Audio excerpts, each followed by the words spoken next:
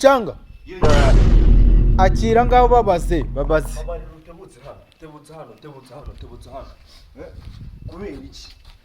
kubera iki ngenda bisubiramo kubera iki wa muhungu utagomba kwihagira buri munsi ibyo bintu ninde wabikoresha kutagomba kwihagira buri munsi ibyo bintu bikura nutansabe imbabazi umbwira ngo mbabarira ngiye kujya nibagira buri munsi ako gahuye ukava aho ngaho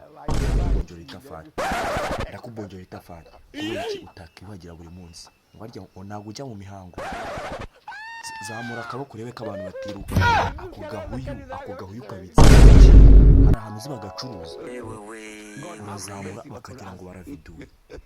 uzamura akaboko bakagira ngo urungari rwose zirarekuye barekuye ibizi nutansabe imbabazi muri komenti ndakubonye iki ukora ibyo bintu jya koga vuba jya kwiyuhagira kubera iki utabikora